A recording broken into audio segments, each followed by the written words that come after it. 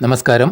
Nilambur MLA സ്ഥാനം രാജിവെച്ച PV. Anwar പ്രതിപക്ഷ നേതാവ് വി.ഡി. സതീശനെതിരെ നിയമസഭയിൽ ഉന്നയിച്ച 150 കോടി രൂപയുടെ അഴിമതി ആരോപണം ചതിയാണെന്ന് പറഞ്ഞു. ആരോപണം മൂലം വി.ഡി. സതീശനുണ്ടായ മാനഹാനിക്ക് അദ്ദേഹത്തോട് മാപ്പ് പറയുന്നു. കേരള സമൂഹത്തോടും വി.ഡി. സതീശന്റെ കുടുംബത്തോടും നിരുപാധികം മാപ്പപേക്ഷിക്കുകയാണ്.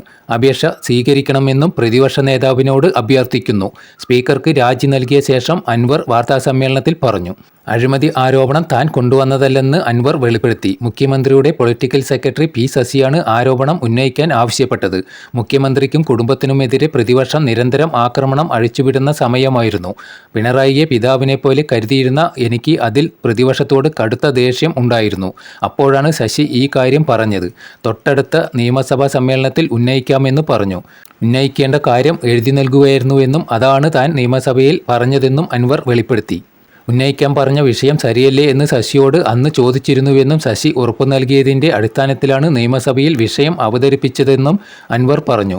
എന്നാൽ പിന്നീടാണ് തന്നെ പ്രതിപക്ഷത്തിൻ്റെയും വി.ഡി. സതീശൻ്റെയും കടുത്ത ശത്രുവാക്കാൻ ഉദ്ദേശിച്ചുള്ള തന്ത്രമായിരുന്നു അതെന്ന് മനസ്സിലായതെന്നും അൻവർ കുറ്റപ്പെടുത്തി. News desk 2020 news.